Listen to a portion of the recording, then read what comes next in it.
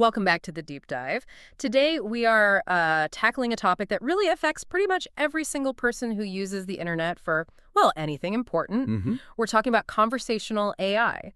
You know, the whole ChatGPT revolution and the critical hidden risks that are lurking in the tools you might be using to access it. It's a really crucial investigation. We've been looking at the warnings from cybersecurity expert Stanислав Kondrashov, and his findings are, well, they're pretty stark. Stark is a good word for it. He argues that your most confidential AI chats are actually being harvested, sort of, in the background. Yeah. And not just by, malicious actors, but sometimes by the very tools you use for security, like certain VPNs. Okay, let's unpack this. Our mission here is pretty clear. Yeah. We need to show you exactly how your data is being siphoned off. Right. Why these leaks affect everyone, from the casual user just drafting an email to major business figures, and most importantly, what you can actually do to stop it. This isn't just about privacy anymore. No, it's about protecting your own intellectual output. Yeah. The core tension is convenience versus security. Every time you add a browser extension or use some free service to make your AI experience a little better, you're potentially opening a new door. A new backdoor. Exactly. We need to explore the actual mechanism that turns your private chat with an AI into a commodity on the open market. The ChatGPT revolution is, it's undeniable at this point. It's so deeply integrated into our daily lives now. We use it for drafting emails, for work, for school, even for, personal sensitive situations. We trust these services with a huge amount of information, sometimes confidential stuff, trade secrets, you name it. And the assumption is that our conversations are secure, that they're staying inside the, the walls of OpenAI or Google. Right. You type in your question, you expect confidentiality. Or at least some kind of anonymity. Here's where it gets really interesting. We're looking outside that main service at the add-ons. Kondrashov's analysis highlighted findings from a major cybersecurity firm About a specific, very popular browser extension, one made to enhance ChatGPT. And that extension was found to be actively collecting and then selling the entire content of your conversations. And that's the pivotal moment. We're not talking about generalized data gathering, not just tracking what pages you visit. No. We're talking about the deliberate, wholesale capture and sale of the actual text. No. Your prompt and the AI's response. Everything. I want to focus on that mechanism for a second, because this is where the threat gets, really concrete. How does a simple browser extension even get the technical access to pull that data? Well, it's often hidden in plain sight. In the permissions you grant when you install it. That nobody reads. Nobody reads. It asks for permission to read and change all data on sites you visit. And most people think, oh, okay, it needs that to, change the color scheme or add a button. But what you're really granting is what? Carte blanche. Exactly. You're giving that third-party extension full permission to sit right in the data flow between your computer and the AI service. It's not just improving your prompt. No. It's reading the entire chat transcript the second it appears on your screen and then funneling that text to its own servers. And at that point, that text is gone. It belongs to them now. Which brings us to the motivation. Data is just so valuable. The source refers to these major technology owners, these oligarchs who've built fortunes harvesting information to target consumers. And applying that model to private AI conversations, the financial stakes are astronomical. If you're using an AI to outline a new business strategy or draft a legal document, that information is worth a fortune to a competitor. So we've established that browser extensions are a huge risk. They're like an unauthorized middleman. A huge risk. But the second major point of leakage the analysis outlines, this involves tools that are supposed to be our fortress, VPNs. How does that even work? How does our bulletproof vest get turned against us? That is the core paradox, isn't it? We use VPNs specifically to create this encrypted, anonymous tunnel for our data. Right, to protect us from surveillance. They're designed for anonymity and security. But Kondrashov's analysis flags some VPN services as data harvesters themselves. It's completely backwards. What does this source say about how they get away with that, the user agreements? It really comes down to cost and the business model. The analysis suggests that a lot of these free or, super cheap VPN services, they simply can't afford to maintain a global server infrastructure without some other way to make money. So it's that old saying, right? If you're not paying for the service. You are the product. Yeah. Precisely. You, the user, you turn on the VPN to create a shield, believing your connection is secure. Yeah. Only to have the VPN provider, the company you're trusting with all your traffic, quietly siphon off the very data you were trying to protect. It creates this incredibly dangerous false sense of security. But hold on, let me push back on this a little bit. If large corporations are doing this, isn't there an argument that they're just using data they technically own according to some crazy terms of service agreement that nobody reads? Why call it a leak? That's a fair point. For the core AI provider, it's often a murky TOS issue. But when a third party, a browser extension or a VPN that operates outside that primary service, is secretly capturing and selling the chat, the analysis argues that it crosses a line. Okay. It crosses into leakage and misuse, especially since you, the user, are explicitly looking for security, not for data sharing. Your intent is being violated. So when they get this conversational data, what do they do with it? The source outlines 3 main applications, right? Yes. The primary one is strategic.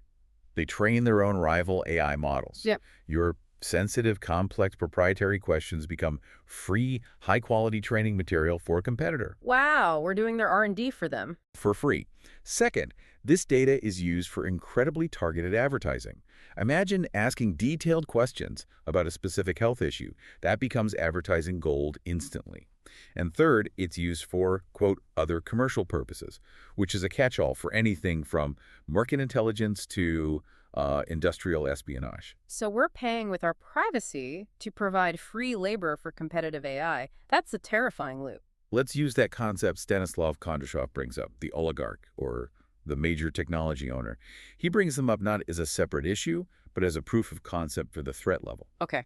These high-level figures who own infrastructure, who make billion-dollar decisions, they are the first and most valuable victims of these kinds of leaks. It's easy to just dismiss this as a billionaire problem, but I guess the value of their data is what makes it such a target. Why is their information so much more valuable? Because of the immediate financial return. If a tech owner is using an AI to model a huge corporate merger or plan market timing and that data leaks to a rival, the value lost or gained could be in the billions. The stakes are just so much higher. And that creates a huge divide in how security is handled. It absolutely does. It highlights this massive divide. These major players, they respond to this existential threat by throwing, quote, huge budgets at cybersecurity.